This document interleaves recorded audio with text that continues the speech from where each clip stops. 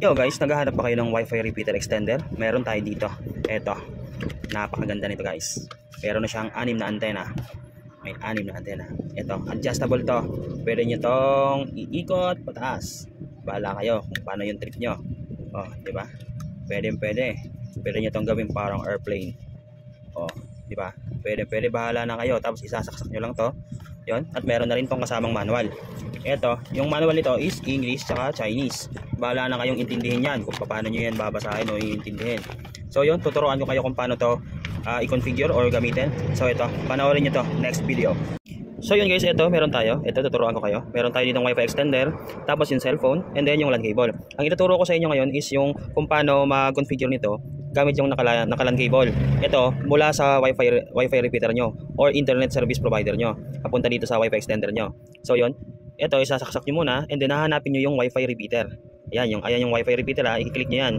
Tapos magko-connect kayo dito. Ayan, connected. Tapos yung pupunta kayo dito sa sa website niya. So kung hindi niyo ito maintindihan, so punta kayo ng ng browser, tapos antayin niyo lang. 'Yon. Tapos lagay niyo dito yung ang ilalagay niyo dito is yung na nasa likod nito, makikita niyo naman 192.168.11.1. So yon. Yan, English na ha, English na.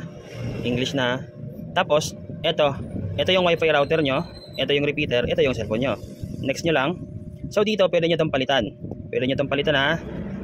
Lapit lang natin ng konti. Pwede nyo itong palitan. Ito, alisin muna natin to. Tapos yun, kunwari ang ilalagay natin dito na pangalan is ito na lang, itong sa taas ha. Ito na lang, sample lang to guys, yan, QWERTY. Tapos itong sa baba, ASDFG. Yan ha. Tapos yung Wi-Fi password, pwede nyong palitan kahit ano.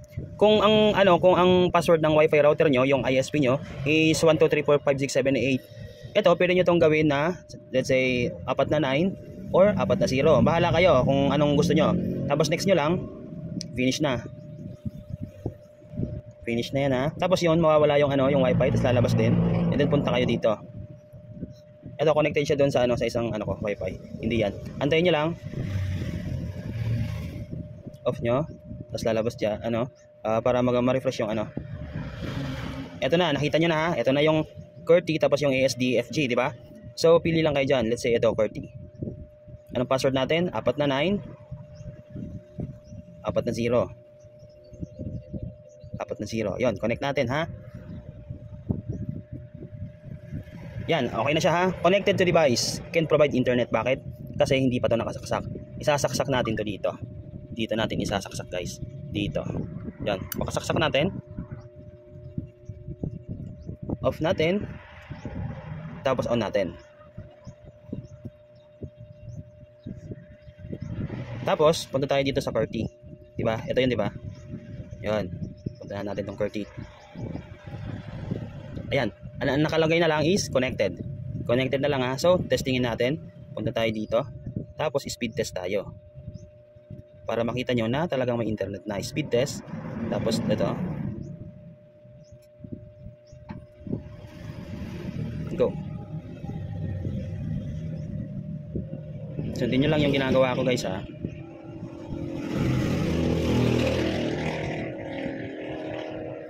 O diba? Meron na siyang internet. O. So yun, sana nagets nyo. Dito guys, ituturo ko naman sa inyo kung paano i-connect ito doon sa Wi-Fi router nyo or internet service provider nang hindi gumagamit ng LAN cable. Mula sa ISP, sa internet service provider nyo, sa Wi-Fi router, papunta dito. Tapos, magko-connect dito yung cellphone nyo. Ito, turuan ko kayo ha. Saksak nyo to. Tapos, hanapin nyo yung Wi-Fi repeater. Yan, Wi-Fi repeater, no? Tapos, since marami sa inyo hindi nakakaintindi nito, punta kayo dito sa sa browser. Type nyo lang 192, ito, 192.168.11.1. So ito. Next nyo lang 'yan.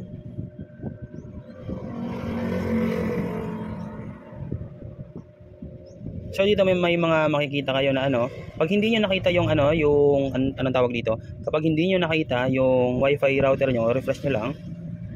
Refresh nyo lang guys. Natantayin nyo lang. Tapos yun, kunwari ano, dito maghahanap na kayo ng ano kung saan kayo magko-connect. Ito piliin natin. Tapos kung ano yung pinaka password ng ano, pinaka password ng wifi, yun yung ilalagay nyo. Yun yung ilalagay nyo, ha.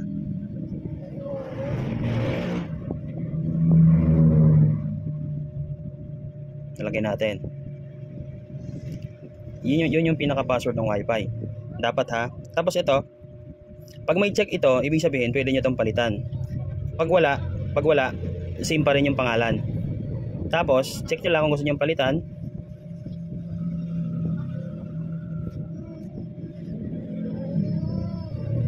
Kunwari ito, sa 2G, ano, 1, 2, 3, 4. Dito naman sa ano, 5, 6, 7, 8. Okay? Next na natin, ha. Finish. Wait nyo lang. Tapos, mawawala yung ano dito, yung wifi na ano. Tapos, i-off nyo lang. Hanapin nyo. Tapos, hanapin na, ito na yung ano, yung inano natin, di ba? 1, 2, 3, 4, 5, 6, 7, 8. So, connect lang kayo. 1, 2, 3, 4. Tapos, ilagay nyo yung pinaka-password. Again, same po yung password ng wifi router nyo at yung password dito. Opo, okay po ba? Tapos, ilalagay nyo na yung password.